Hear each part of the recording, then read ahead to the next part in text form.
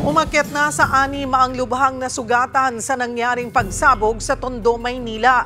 Yan at iba pa sa report ni Mobile Journal Ivan Tarinque.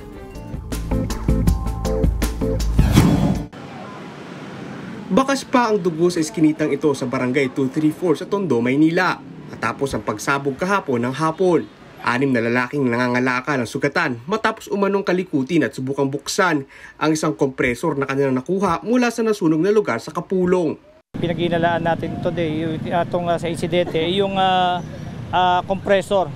Isang kompresor na nakuha nila allegedly sa isang kalakal at yun ang kinaano nila kanina parang pinokpok or binubuksan nang bigla itong sumabog.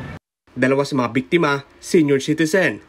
Ayon sa rescuer, isa sa mga pasyente ay naputol ang kamay. Meron tayong isang patient na putol yung kamay. Labas po yung pinakabuto, tapos yung isa po is tamay sa baba.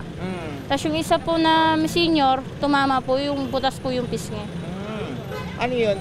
Ilan sila? 4. Bali 5 po. Usually yung isa nandyan, minor injury lang, tuhod tama lang. Pero yung 4 po is malala yung tama. Patuloy ang pagtukoy sa pagkakakilanlan ng mga biktima. Inaalam din ang tunay na dahilan ng pagsabog ng kompresor. Pasado alas 12 ng madaling araw naman noong Huwebes, natanaw sa labas ng isang vape shop sa Caloocan na lumabas ang isang lalaking nakaitim na t-shirt. Dumukot siya ng baril sa may bewang at pinutok sa sahig. Tila'y kumakaway pa siya sa tindahan bago sumakay ng motorsiklo. Sa imbestigasyon, napag-alam ang Pulis Maynila ang lalaki at kung bakit siya nagpaputok ng baril.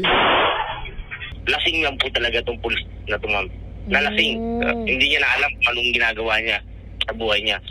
Tumangging humarap sa kamera ang suspect na nakakulong na sa custodial facility ng Caloocan City Police. Naharap siya sa mga reklamong indiscriminate discharge of firearms at alarming scandal.